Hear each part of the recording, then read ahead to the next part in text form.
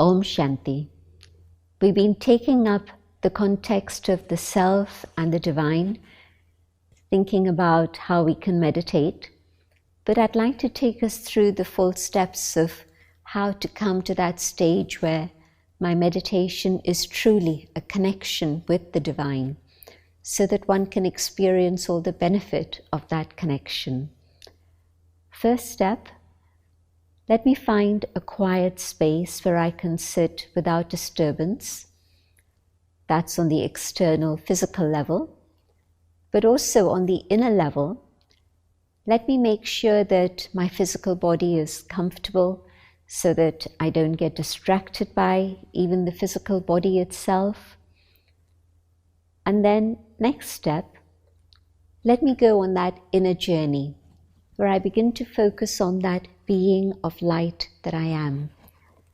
I'm pointing to the center of the forehead because this is the location of the soul, not externally on the skin, but deep inside, just in front of the brain, the pineal gland.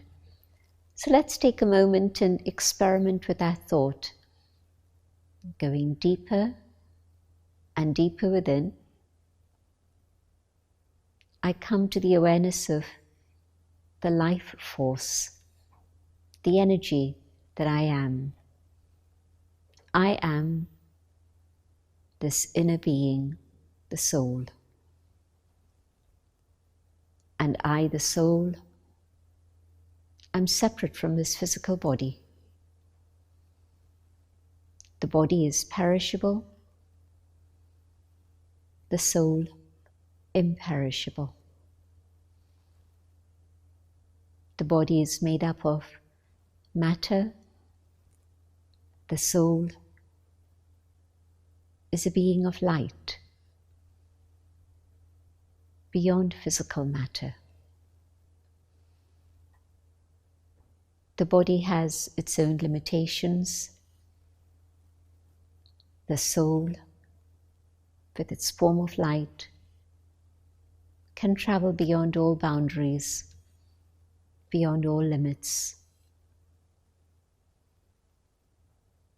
I, the soul, am a being of peace. I'm a being of light. And in this awareness, I shine in the center of the forehead.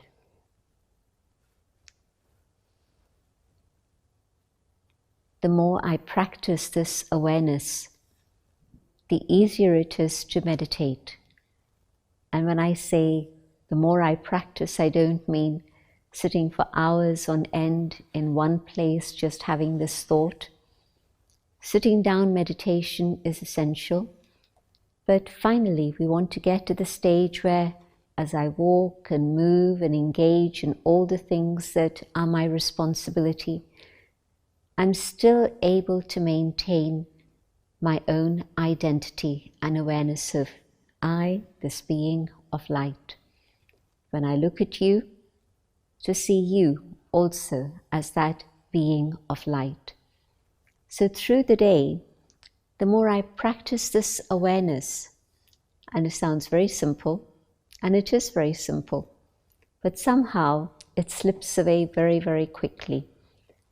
But the more I practice this awareness through the day, then when I have a few moments to actually sit down to meditate, it'll be very easy for me to shed the awareness of the body and just come to that feeling, that awareness of the inner being, the soul.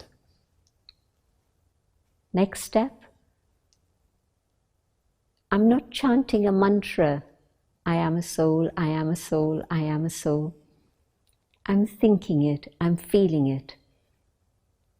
The next step is that I again start to use my mind quite actively, not fast, but active and alert. And now I'm beginning to think about my own original qualities: peace, love, truth, purity, and happiness. And the combination of all these are spiritual power. spiritual power doesn't exist separately, but in fact, each one of these aspects combined together creates spiritual power within the soul itself. And so I spend a little bit of time reflecting on peace, becoming peaceful, sharing peace with the world, love. What is that pure feeling I have when I'm absolutely the embodiment of love? How inclusive is that? How far does it reach out to each and every one of the human family, and even other forms of life and nature? Am I able to be the embodiment of love, of truth, of purity, of happiness? So let me experiment in meditation with each and every one of these different attributes. And I'll begin to see how connecting with the treasures that I carry within myself, I'm actually beginning to go through a process of transformation. People sometimes think that meditation is for relaxation. Yes, it helps you relax. People say that meditation is maybe to learn concentration. Yes, it does that for you also. But most of all, Raj Yoga meditation is for transforming the self, so that whatever are the negative tendencies that I've had in the recent past, I can finish those and connect with my own original treasures and emerge those and use those in my life. It's not even enough just to experience them in meditation, because in meditation I'm above all the day-to-day things that are happening around me. But in that experience of emerging these qualities, feeling the power within these qualities, what I can then do is to, as I interact with others, as I engage in life and do the things that are my responsibility, now the way in which I do all of these things is different. I'm now doing them peacefully, with love, with truth, with joy, with purity. So Raj Yoga meditation then becomes karma yoga. Through my karma, I'm expressing the experiences I've had in yoga, and in yoga, I'm reflecting through the things that I've done. Whatever is going on in my mind is going to come up, and so yoga with one, with the Supreme, but also karma, engaging with many, and I'm reflecting back the qualities I've experienced in yoga. The next step, I focus my thoughts on the Supreme, the Divine, the being of light, a point of light, but within that point the ocean of all positive attributes. And when I do this, then of course I begin to experience all of these coming to me, and that enhances whatever has been my journey in terms of going within and experiencing those treasures. Maybe I've been able to catch a little glimpse of love and truth. But now, connecting with the Divine, I'm able to have access to an unlimited source, and all of this reaches me. The longer I stay in contact, the more these treasures are filled within the soul.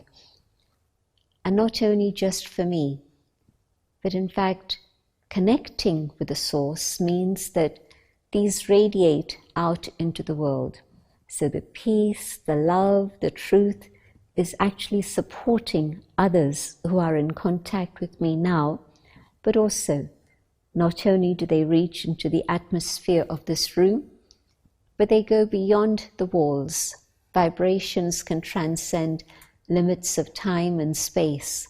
And so these vibrations of peace and truth reach out into the world. And we are building up the momentum of these vibrations so that once we reach critical mass, not only is it that individually we've changed, but we're able actually to transform the world. So meditation is not a selfish exercise. It's not just for me and me alone. Yes, I'm doing it for myself to be able to benefit from my relationship with the divine, but I'm also doing it to serve the world. This is called Mansa Seva, serving through the mind. But of course, the mind itself has to be served first, so that the mind becomes a good instrument to be able to be of capacity to serve the world. So I'm increasing the purity of my thinking, my feeling, my own mind, so that I'm capable of serving the world. Mansa Seva. So the relationship with God is the next step. Feeling those qualities of God reach me, I now realize that my eternal relationship is with this one, the being who is the source of all attributes. The mother giving unconditional love, the father giving me an inheritance, a property of happiness, my teacher, the ocean of knowledge filling me with wisdom, my friend, available for me at all times, and then my guru, the one who's going to guide me and take me beyond and give me the experience of liberation and salvation, the one who's showing me how I have to move each step of the way to attain that destination of liberation and salvation. And so, firstly, focusing on the self, the inner being. Secondly, focusing on the qualities of the self. Thirdly, focusing on the divine and the qualities of the divine. Fourthly, thinking about my relationships with the divine. And fifthly, to think about this dimension of light beyond. Here is the physical dimension, then there's a subtle dimension also. But beyond that, there's another dimension, that of the Brahma Mahitattva, the element of light, the Brahma Tattva, the element of Brahma. And that is God's home and my home also, a place of infinite light with no walls, just infinity. God's home. So when I think of God, let me think of that space, God, the being of light beyond this physical dimension, even beyond the planets and the sun and the stars and everything within this physical domain. Beyond that, the realm of God, the world of light. And that is my home also. Sometimes when people don't always understand God or are ready to understand God, something within them is a memory of that world of infinite light. And maybe they've experienced that home. Maybe this has been your experience, that God became a mystery and you thought, okay, I won't think about it anymore. There are so many conflicting ideas we get exposed to about God. But am I able to go beyond? Am I able to go to that world of light? And so transcend all the things here, go to that domain, the world of light, and in that light you'll experience the connection with the divine. Because every picture has a background. Okay, I'm looking at this face, I'm looking at this image, and I'm thinking now in terms of the being of light. For the background, it's also of light. Let us have a short meditation to experience these different steps. Relaxing the body, I come to the awareness of the soul. I shine.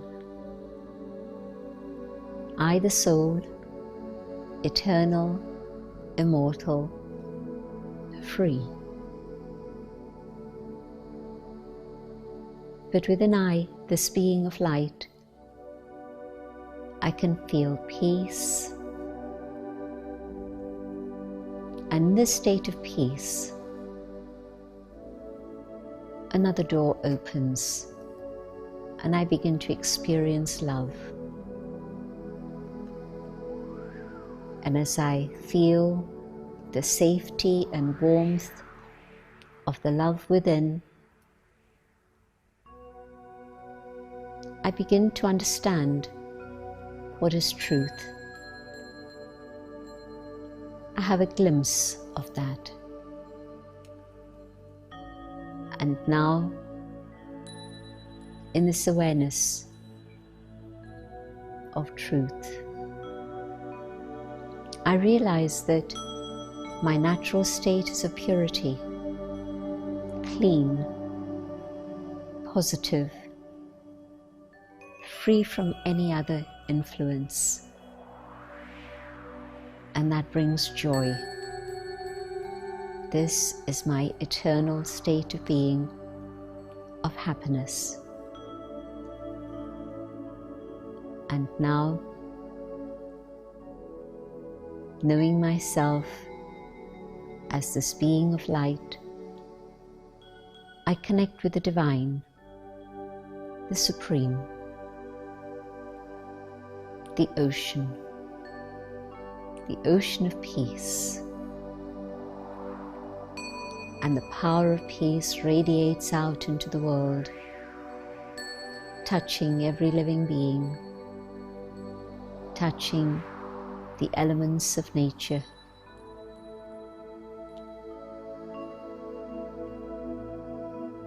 Love, truth, purity, joy, all radiate out.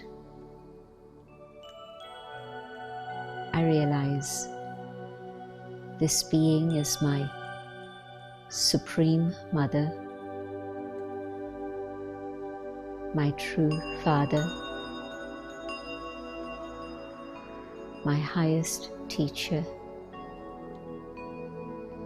my great friend, and the Satguru, the one who leads me to truth.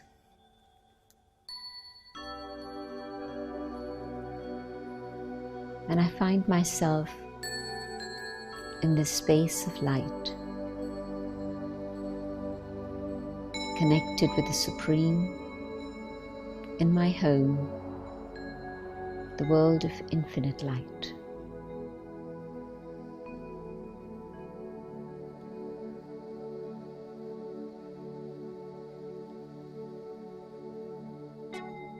And from my home,